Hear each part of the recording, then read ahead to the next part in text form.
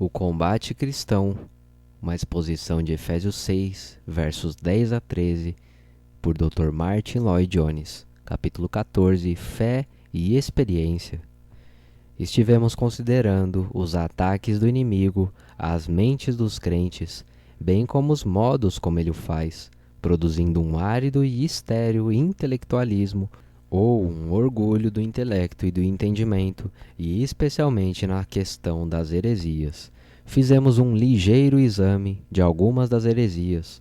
Outras surgirão diante de nós à medida que avançarmos. Nessa altura, deixarei as ciladas do diabo como manifestas nos ataques às mentes dos crentes, e passarei a segunda parte nas divisões principais, na qual veremos a maneira pela qual o diabo nos ataca nos domínios da experiência. É muito difícil traçar uma linha exata entre essas várias categorias. Onde acaba a mente e começa a experiência? Obviamente, ambas são intimamente relacionadas. Todavia, temos que traçar alguma linha divisória, pois de outro modo ficaremos confusos. Portanto, traçarei uma linha entre os ataques mais direta e particularmente dirigidos à mente e vários outros ataques que são mais subjetivos e se acham na esfera da experiência. Com frequência, há cristãos que se veem em dificuldade na esfera da experiência porque têm uma compreensão defeituosa da verdade. Todas essas coisas são interrelacionadas. As más conversações corrompem os bons costumes. Como o homem pensa, assim ele é.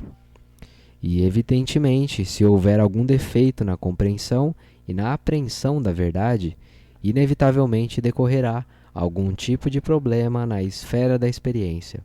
Assim, muitas vezes se vê na experiência pastoral que muitos dos problemas experimentais que atormentam as pessoas e sobre os quais elas vêm falar com um pastor ou ministro são resultado ou de um entendimento errôneo ou de algum ensino errôneo num ou noutro ponto. Aqui, pois, está uma dificuldade, a de traçar uma linha exata. Outra dificuldade é que é muito mais difícil reconhecer as ciladas do diabo nessa questão de experiência do que nos ataques à mente. Ele é astuto em toda parte, mas ao fazermos uma comparação entre as duas áreas, ficará evidente que na esfera da experiência ele é particularmente sutil e astuto, por ser esta muito subjetiva.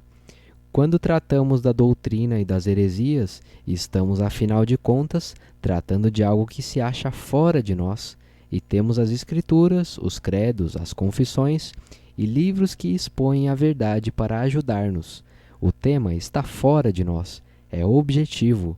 No entanto, nos domínios da experiência, estamos tratando de algo que é quase inteiramente subjetivo e que interessa aos nossos sentimentos, às nossas emoções, às nossas condições pessoais, às nossas disposições.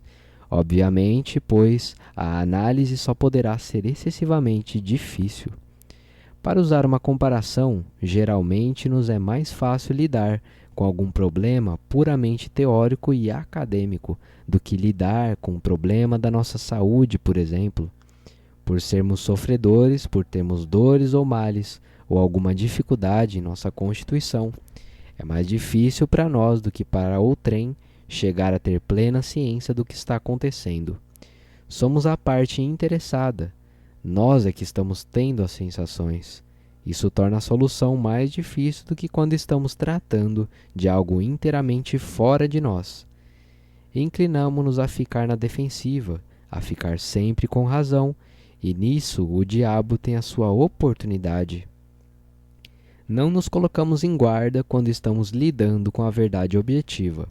A verdade subjetiva da experiência tem que ver pessoalmente conosco, de modo que nos protegemos e nos guardamos, e o resultado é que fica muito mais difícil reconhecermos o que está acontecendo conosco. Não seria essa nossa experiência comum?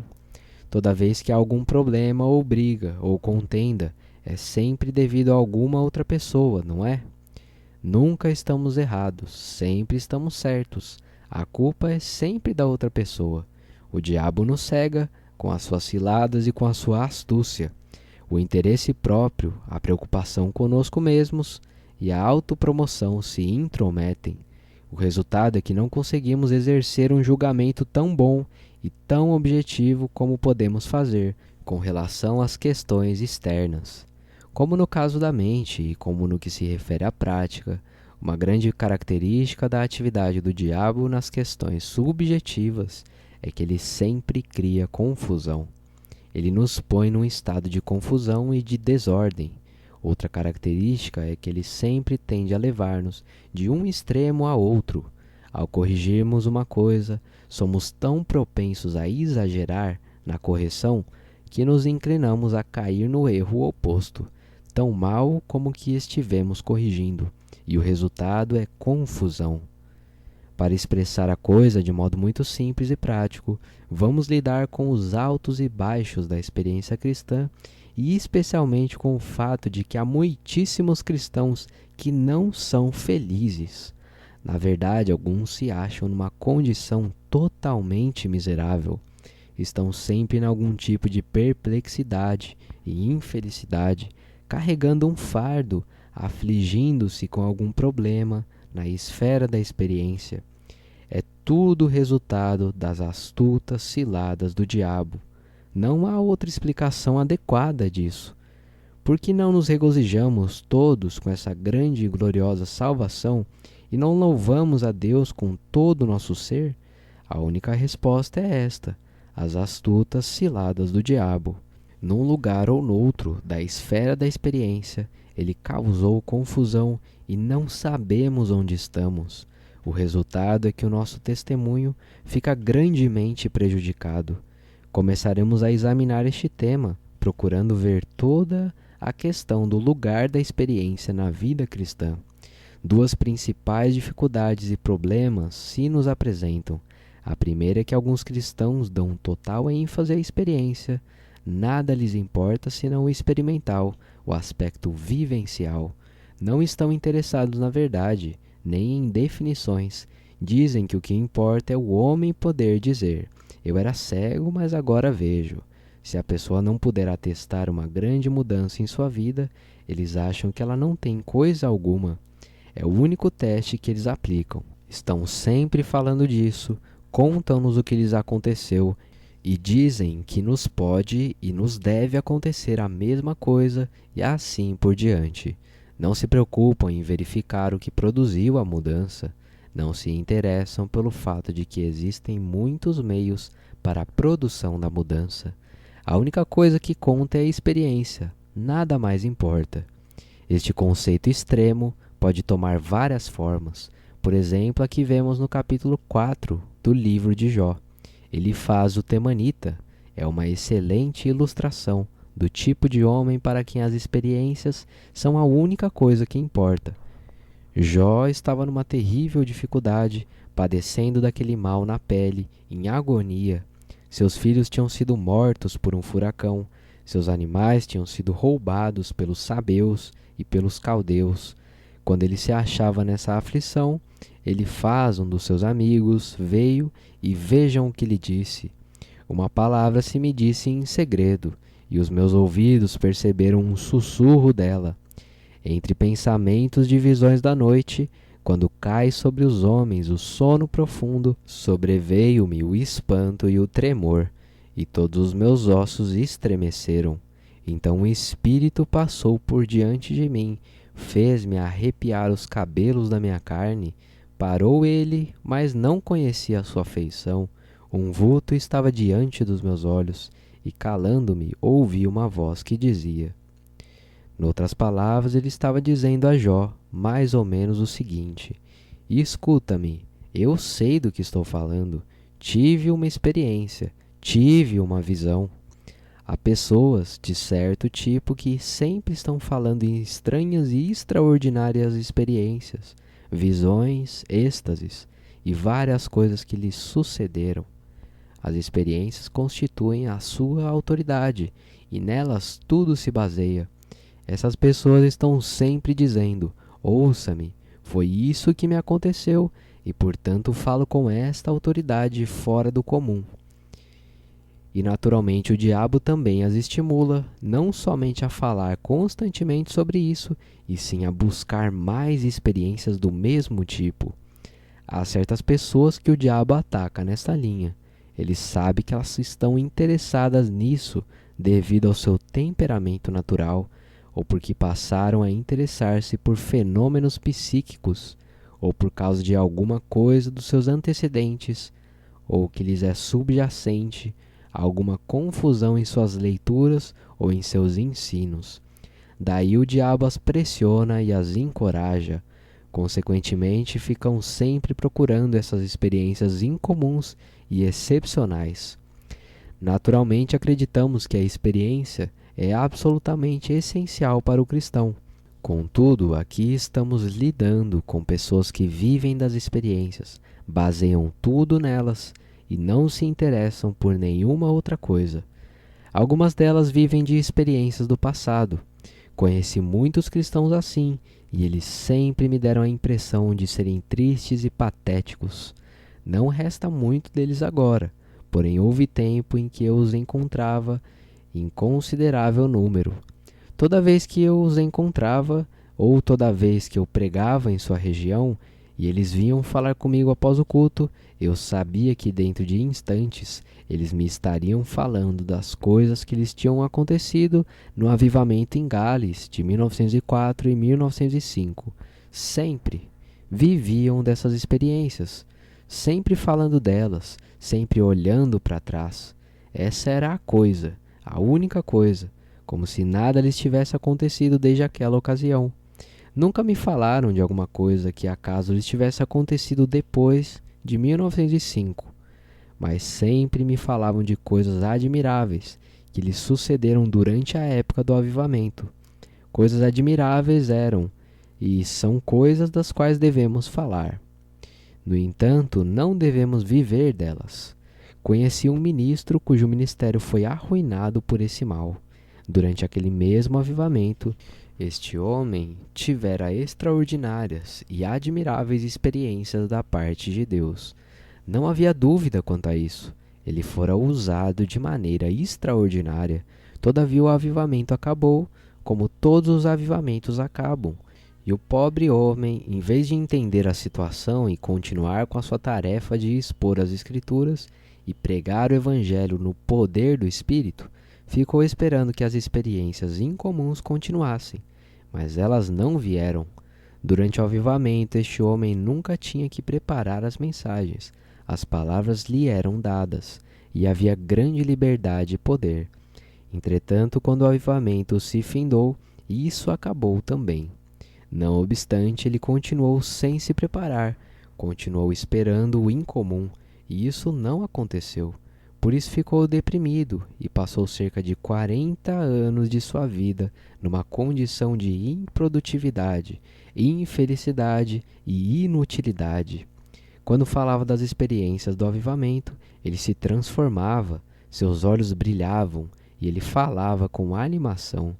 Contudo, geralmente era hipocondríaco, infeliz, miseravelmente triste e totalmente ineficiente em seu ministério. Isso é tão somente uma ilustração do tipo de coisa a qual estou me referindo. O diabo tem arruinado muitas vidas cristãs, estimulando pessoas a viverem de experiências, procurando-as, ansiando por elas, sempre falando delas, olhando retrospectivamente para elas, pondo nelas a sua confiança, e assim ele anula o valor que elas poderiam ter como vívidos testemunhos cristãos. Há muitos cristãos que depressa reconhecem essa falácia particular, cristãos que na verdade reconhecem essa falácia com tanta clareza que com a sua sagacidade o diabo os leva diretamente ao outro extremo, vêm a ser pessoas totalmente sem interesse pela experiência. A ênfase à experiência é algo que eles quase desprezam. Olham para os cristãos que sempre estão falando das suas experiências e indagam: o que sabem eles da verdade? Então começam a expandir-se acerca da verdade. Nada lhes importa senão unicamente a verdade. Observem onde o diabo entra. A verdade é essencial. absolutamente vital. Mas se alguém afirmar que só a verdade é essencial, estará tão errado como os que afirmam que nada senão a experiência é essencial. Dessa maneira, o diabo usa essa grande questão do lugar que a experiência ocupa na vida cristã e causa indescritível confusão. O problema com os do segundo grupo é que falam muito sobre a verdade, porém muitas vezes ocorre que nunca sentiram seu poder, tendo a aparência de piedade, diz o apóstolo, mas negando a eficácia dela, conforme 2 Timóteo 3:5.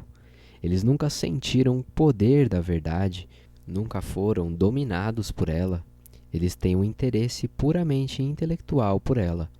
A verdade de que tanto falam nunca mudou as suas vidas, nunca fez uma diferença vital para eles.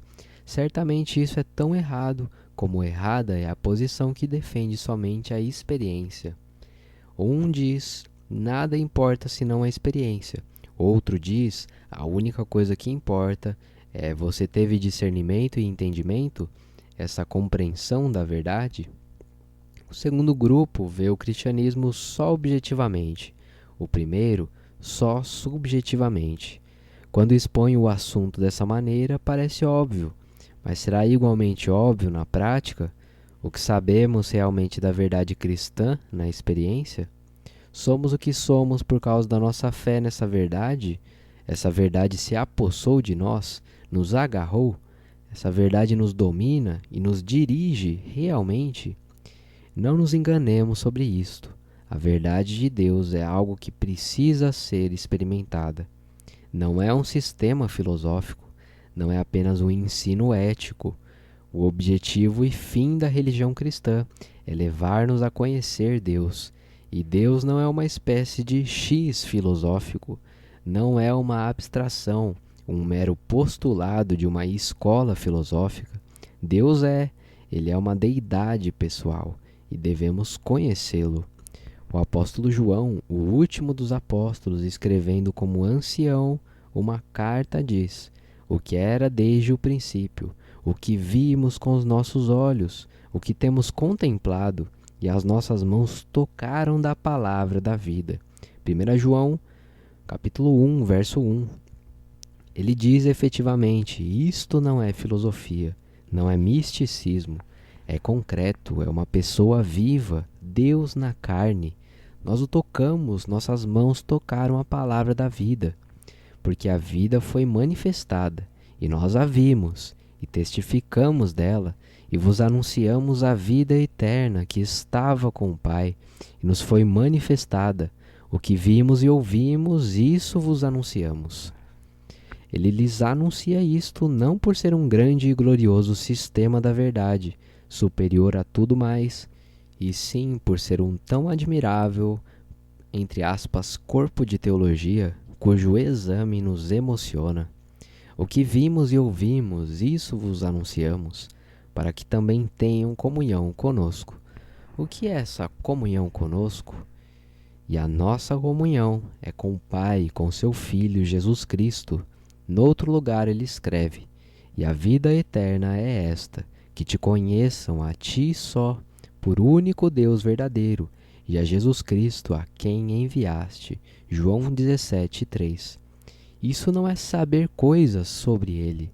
Os demônios sabem e tremem. Segundo Tiago 2:19. Trata-se do conhecimento da experiência, do conhecimento da comunhão, do conhecimento nascido da intimidade. O diabo, repito, causa indizível confusão neste ponto da mais central importância. A essência da posição cristã é a experiência, experiência de Deus. Não é apenas saber a verdade ou apreendê-la intelectualmente. Isso pode ser do diabo. Se não me leva ao conhecimento do Pai e do seu Filho, não tem nenhum valor para mim. Mas permitam-me lembrar-lhes, por outro lado, que é igualmente importante que a minha experiência seja uma experiência do Pai e do seu Filho.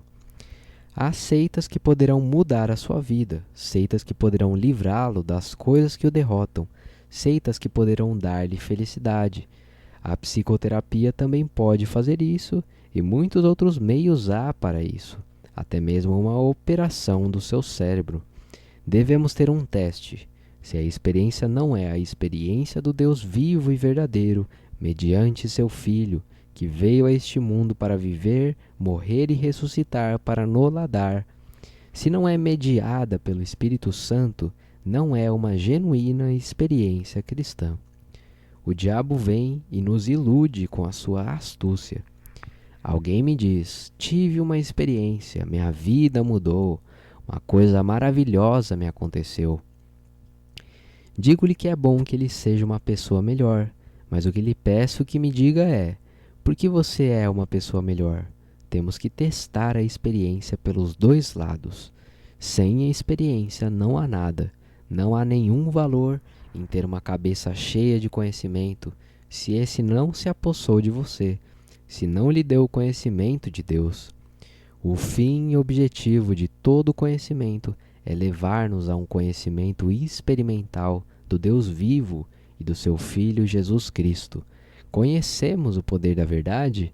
Temos uma viva experiência de Deus e do seu Filho? Deus é real para nós? É precisamente aí onde o diabo entra, com as suas artimanhas, de um lado ou de outro. Sejamos claros quanto a isso. A experiência é essencial, é vital. O cristão é um novo homem, é diferente de todos os demais, mas é um novo homem como resultado da graça de Deus no Senhor e Salvador, Jesus Cristo, e por meio dele. Se você teve uma experiência, porém ainda continua sem fé em Deus, não é uma experiência verdadeira. Se você confia numa experiência, todavia não crê no Senhor Jesus Cristo, em sua plena deidade, em toda a sua glória, em sua obra expiatória, não é uma verdadeira experiência do Pai e do seu Filho, na comunhão do bendito Espírito Santo. Passemos agora a considerar o lugar dos sentimentos. Os sentimentos fazem parte da experiência, porém não são idênticos a ela. A experiência é maior do que o sentimento e inclui tudo que diz respeito à comunhão. O sentimento é um aspecto particular da experiência.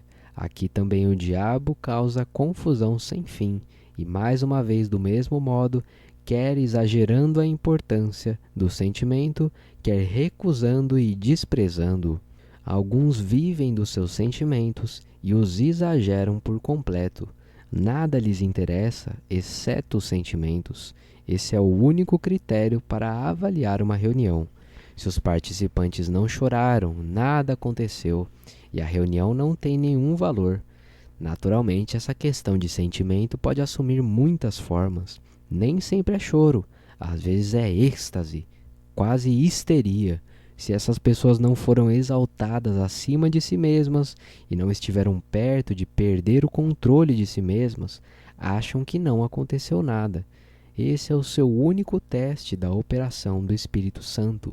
Alguns vivem do emocionalismo ou do sentimentalismo. Como acreditam que nada importa, exceto essa espécie de tumulto ou exacerbação das emoções, naturalmente farão tudo o que puderem para fomentá-lo, e muitas vezes é produzido deliberadamente.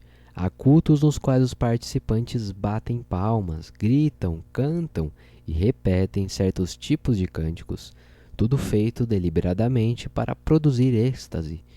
E quanto mais animados ficam e quanto mais emocionados se tornam, mais maravilhosa é a bênção do Espírito, acham eles. É mero emocionalismo. Outro aspecto da mesma coisa é o sentimentalismo. Muitos de nós sabemos algo sobre isso, talvez por experiência própria. Lembro-me de uma fase da minha experiência em que nos cultos de ceia do Senhor vi certas pessoas idosas chorarem quando tomavam do pão e do vinho, e eu achava que isso era coisa realmente importante na celebração da ceia. E porque eu não conseguia chorar, ficava muito inquieto e fazia qualquer coisa que me fizesse chorar, achando que enquanto não chorasse ao participar da ceia, nunca teria participado realmente.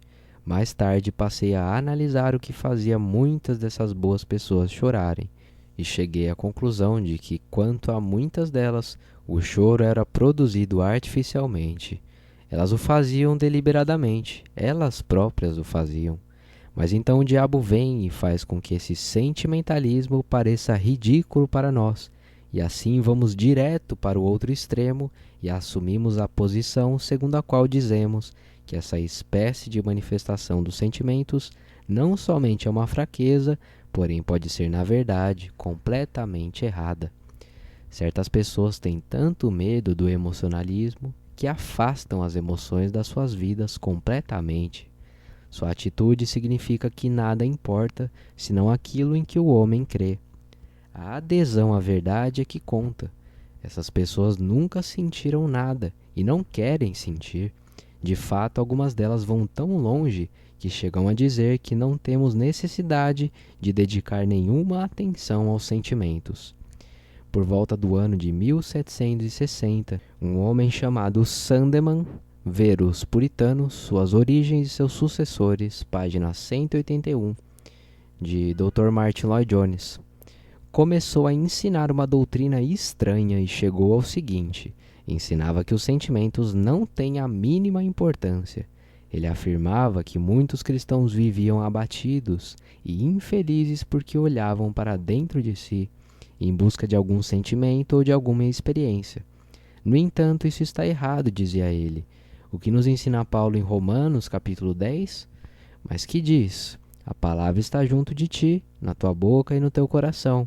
Esta é a palavra da fé que pregamos, a saber, se com a tua boca confessares ao Senhor Jesus, e em teu coração creres que Deus o ressuscitou dos mortos, serás salvo. Visto que com o coração se crê para a justiça e com a boca se faz confissão para a salvação. Versículos 8 a 10. A partir desses versículos, ele elaborou o ensino que diz que não importa se sentimos alguma coisa ou não. A única questão é: você confessa com a sua boca o Senhor Jesus? Se o faz, tudo está bem. Este ensino tornou-se conhecido pelo nome de sandemanianismo. Tenho a impressão de que é muito comum hoje em dia. É o ensino dos que dizem: não se incomode com os teus sentimentos.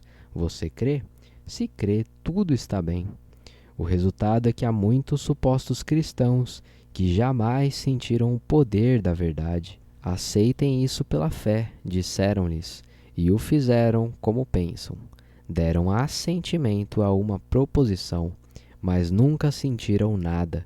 Nunca experimentaram a tristeza pelo pecado, nunca souberam o que é afligir-se pelas corrupções interiores, nunca souberam o que é ser consumido pela visão da glória do Senhor e da sua maravilhosa verdade. Disseram-lhes que não se incomodassem com os seus sentimentos, nunca se comoveram com a verdade, nem sequer sabem o que é regozijar-se nela. Simplesmente creem, entre aspas, nela, e portanto pensam que são cristãos e que só têm que seguir esse caminho. Colocam um pouco de disciplina em suas vidas e isso é tudo. Assim entram as astutas ciladas do diabo. Há certos postulados cristãos fundamentais. Um deles é que o homem completo, deve estar envolvido na fé cristã. Essa é a glória da fé. A mente, o coração e a vontade devem estar engajados. E se todos os três não estiverem, há alguma coisa gravemente errada. A verdade não é só para ser olhada e apreciada intelectualmente. Se o homem a vê de fato, vai sentir algo.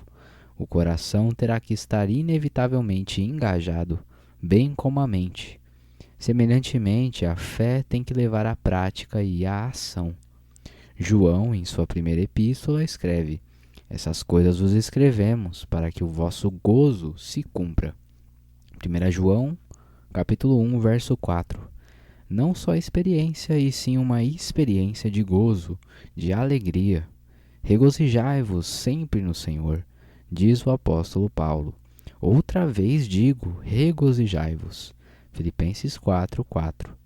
É inconcebível que uma pessoa perceba realmente a veracidade deste evangelho e não sinta nada.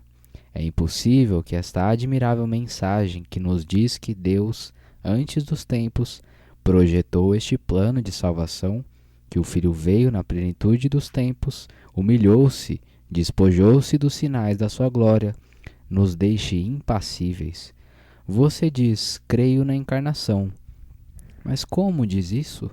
Observe a vida de Jesus Cristo durante os anos do seu ministério público. Ouça os seus ensinamentos incomparáveis. Contemple-o caminhando para o Gólgota. Olhe para ele na cruz. Ah, sim, você diz, eu creio na cruz. Eu creio que Cristo morreu por mim e por meu pecado. Creio na doutrina da expiação vicária substitutiva. Se você pode dizer isso desapaixonadamente, nunca ouviu, nada sabe acerca disso. Quando vejo bem a maravilhosa cruz, cruz em que morreu o príncipe da glória, meu lucro maior considero perda e desdém derramo sobre o meu orgulho. Tão maravilhoso, tão divino amor requer a minha alma, a minha vida e todo o meu ser. Quem quer que verdadeiramente creia nestas gloriosas verdades deve sentir-se como Isaac Watts quando escreveu essas palavras. Além disso, faz parte da mensagem cristã dizer que o amor de Deus está derramado em nossos corações pelo Espírito Santo que nos foi dado, conforme Romanos 5:5. Na Bíblia há constantes evidências da mais profunda emoção. Vejam os Salmos. O Senhor é o meu pastor, nada me faltará. Ainda que eu andasse pelo vale da sombra da morte, não temeria mal algum. Leiam algumas das magníficas passagens de Isaías, os capítulos 40, 53 e 61, por exemplo, e verão a mesma emoção. Evidentemente, Isaías se comovia até as profundezas do seu ser com a glória e a grandeza da verdade. Consolai, consolai o meu povo, diz o vosso Deus. E assim por diante. Quando vocês vêm para o Novo Testamento, de novo encontram emoção. Tomem uma passagem como o capítulo 8 da Epístola de Paulo aos Romanos, com seus emocionantes períodos, sua poderosa eloquência. O apóstolo se comoveu até as profundezas da alma. Fomos reputados como ovelhas para o matadouro, diz ele. Todavia ele acrescenta, estou certo de que nem a morte, nem a vida, nem os anjos, nem os principados, nem as potestades, nem o presente, nem o porvir, nem a altura, nem a profundidade, nem alguma outra criatura nos poderá separar do amor de Deus, que está em Cristo Jesus, nosso Senhor. O apóstolo Paulo tinha um intelecto colossal, mas às vezes se sentia arrebatado de tal modo que quebrava as regras de gramática e de estilo. Alguns dos pedantes que estão tentando traduzi-lo hoje acusam-no de incorrer no que eles chamam de falta de confinidade e anacoluto, deselegância de estilo e frases incompletas. A explicação é que o apóstolo estava comovido e fora arrebatado pela verdade. De fato, as Escrituras nos dizem que ele derramou muitas lágrimas quando estava falando com cristãos sobre questões da fé, conforme Atos 20:19. Mas isso não se limita à Bíblia. Olhem os nossos hinários. O que foi que habilitou os escritores a escreverem os seus hinos? O que os levou a fazê-lo?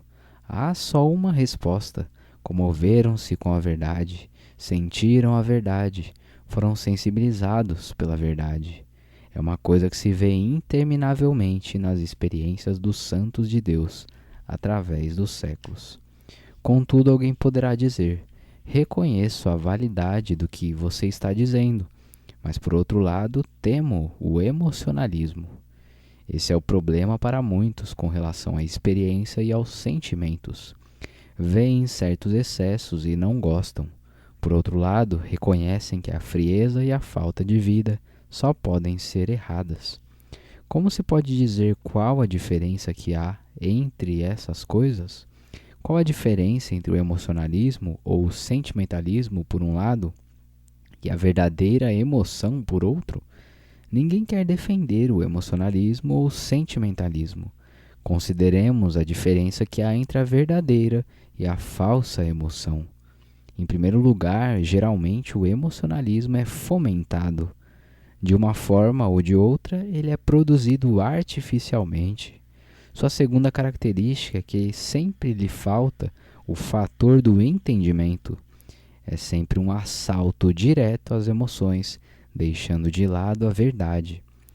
Os emocionalistas pouco se importam com qual seja a fonte do sentimento gerado, contanto que o obtenham.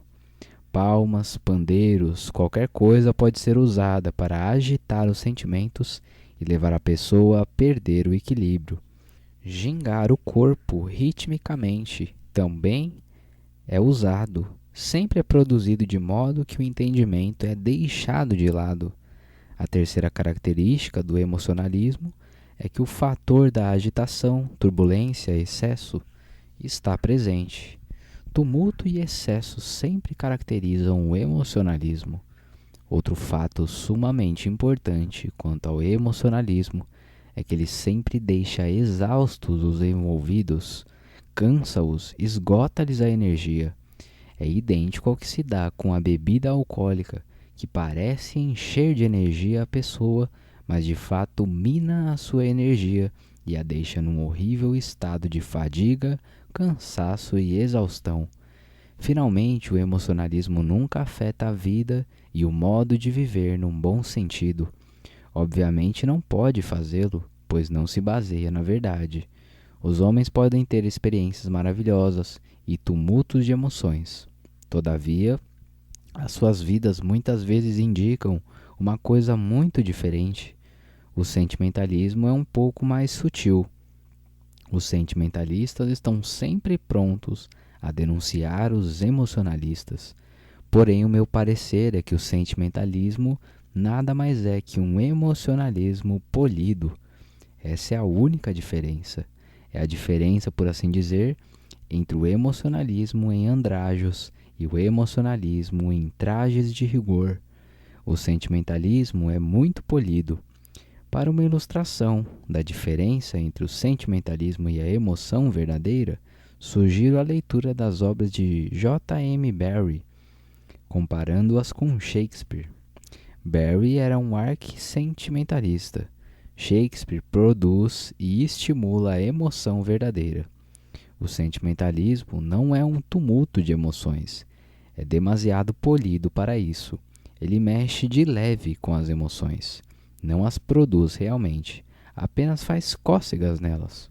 O sentimentalismo resulta do fato de dar ênfase à apresentação da verdade, de se concentrar a atenção na apresentação da verdade e não na verdade propriamente dita. Por exemplo, se um homem ao pregar conta uma história tocante, os ouvintes sentem alguma coisa. Não foi a verdade que os levou a sentir algo, foi a história, a ilustração. Isso é típico do sentimentalismo. Ele nunca é cativado pela verdade, porém está muito interessado na forma pela qual a verdade é transmitida. Em outras palavras, no mecanismo, na apresentação. Hinos com certos tipos de melodia muitas vezes levam ao sentimentalismo. As pessoas acham que são emocionadas. No entanto, pode não passar de sentimentalismo. Talvez se deva unicamente à melodia, talvez à beleza das palavras do hino, não à verdade mesma. Precisamos estar advertidos deste elemento falso. A característica que vem a seguir é a sua superficialidade. É gentil, é polida, é superficial. O sentimentalista sempre tem perfeito domínio de si, mas ele só deixa que alguma coisa aconteça na superfície da sua vida, e não mais que isso. O resultado é que ele está sempre satisfeito consigo mesmo. Alegra-se por ver que ainda pode ter sentimento, e isso lhe dá um senso de satisfação própria. Ele confunde este superficial e gentil sentimento com a emoção verdadeira. Por último, o sentimentalismo nunca tem um efeito real na vida. Pode muito bem levar o indivíduo a fazer alguma coisa que aliviará sua consciência, ou fazê-lo um pouco mais feliz. Ele teve este sentimento superficial e, como resultado, faz alguma coisa. Entretanto, não foi cativado pela verdade, não sabe o que é ser dominado pela glória do Senhor. Ele está apenas aliviando sua consciência, está se acertando consigo mesmo. Nessa disposição sentimental, ele praticou uma boa ação ou fez um ato de bondade. E provavelmente, quando está fazendo isso, ele está fugindo da verdade propriamente dita. Está ocultando alguma coisa. O que é a verdadeira emoção contrastada com o emocionalismo e com o sentimentalismo nunca é produzida artificial ou ligeiramente. O homem não pode criar a emoção. É profunda demais para isso. É sempre resultado de uma compreensão da verdade propriamente dita. A verdadeira emoção sempre resulta de um reconhecimento da verdade. Em consequência, é caracterizada pela profundidade. Há também um elemento de nobreza nela, de espanto e de admiração. Nunca se vê isso no emocionalismo, que é todo exacerbado, futilidade, tagarelice e superficialidade. Tampouco tem a emoção a polidez do mero sentimentalista. Há nela algo profundo, como expressa Wordsworth. A mais humilde flor, bem que pode inspirar pensamentos profundos demais para lágrimas. A emoção é profunda, é nobre. Nela sempre há algo de espanto, surpresa e admiração. A pessoa completa é cativada e acionada da maneira que ilustrei com as Escrituras. Outro teste muito valioso é que a verdadeira emoção sempre comunica energia. É como uma bateria elétrica que nos dá energia, e ela nos comove e nos estimula. Não traz consigo os excessos, o tumulto do emocionalismo. Não é mero brincar com a emoção que caracteriza o sentimentalismo, mas ela é resultado da energia e do poder do Espírito Santo. Quer dizer que o homem todo é galvanizado pela vida de Deus. O resultado é que a verdadeira emoção sempre leva à ação e sempre faz uma real diferença. Se você acha que sentiu alguma coisa uma e outra vez durante um culto e deseja saber se é emoção verdadeira ou não, a ocasião para testá-la não é enquanto você está no edifício, é no dia seguinte. Você pode experimentar o emocionalismo e sentimentalismo numa reunião. Contudo, se for uma verdadeira emoção, resultante da visão de algo da verdade, ou de um vislumbre de Deus, ou do Senhor Jesus Cristo, ou de algum reconhecimento da glória disso tudo, ela terá continuidade, ela o moverá à ação. A emoção genuína o dominará, o guiará, o dirigirá e estará com você, ter-lhe-á transmitido energia, terá sido produtiva. É comparável àquilo que o apóstolo, escrevendo aos Gálatas, descreve como o fruto do Espírito, e é o fruto glorioso e permanente. Deus nos dê sabedoria para vermos essas coisas, para que reconheçamos que as ciladas do diabo podem manipulá-las a ponto de inutilizar a nossa vida cristã subjetivamente e também o nosso testemunho diante dos outros. Graças a Deus, sua palavra faz-nos lembrar que podemos fortalecer-nos no Senhor e na força do seu poder, e que podemos revestir-nos de toda a armadura de Deus.